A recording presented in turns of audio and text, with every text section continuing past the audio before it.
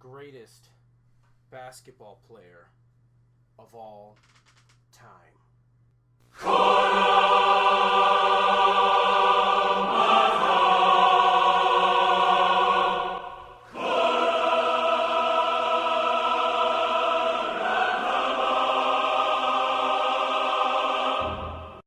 It's me.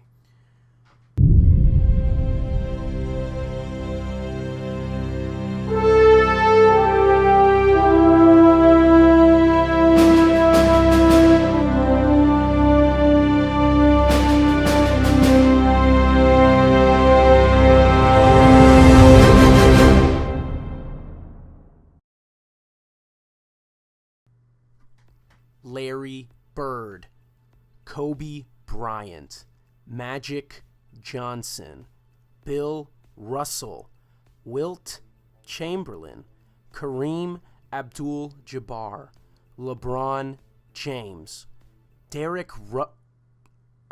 Michael Jordan. These are just a few of the names we think of when we hear greatest of all time. But being honest, first person that comes to mind when I hear greatest of all time is Michael Jordan.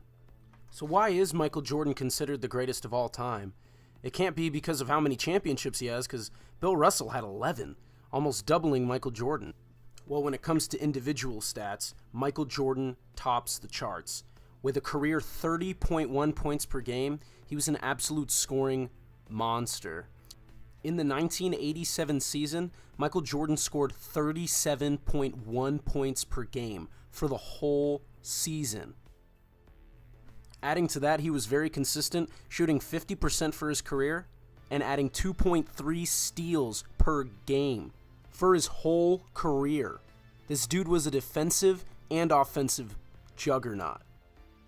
And even though Bill Russell had 11 championships, compared to Michael Jordan individually, he put up 15 points per game throughout his career and shot only 44% from the field, which isn't that bad, but we don't have a accurate representation about offensive and defensive rebounds and blocks because they weren't recorded back then.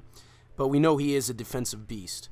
Of course, we all know there are many arguments and many factors. Oh, the time era was different and the rules of the NBA were a lot leaner and a lot more physical contact could be made. But if we're talking about individual performance, the greatest of all time is not Michael Jordan. In fact, it's nobody I've listed.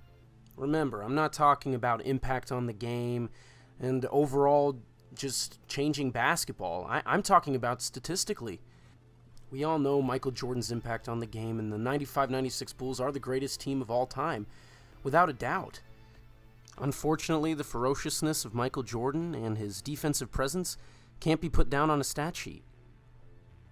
Statistically speaking, the greatest player of all time is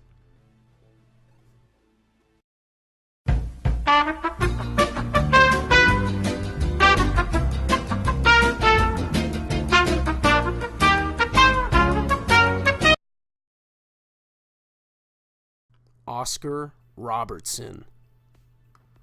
At only the age of 22 and in his rookie season, Oscar Robertson averaged 30.5 points per game, 9.7 assists per game, and 10.1 rebounds per game. This dude was an absolute beast coming into the league.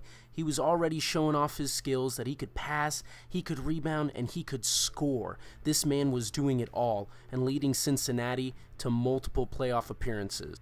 He was an NBA MVP of the league. He was a 3-time All-Star MVP, and he was also the Rookie of the Year.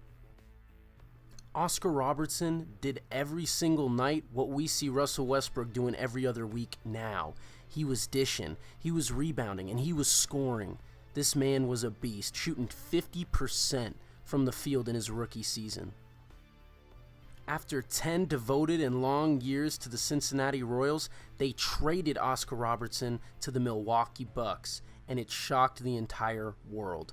However, it wasn't that big of a deal because he got to team up with Kareem Abdul-Jabbar and led his team to the NBA Finals, sweeping the Bullets in 4 games.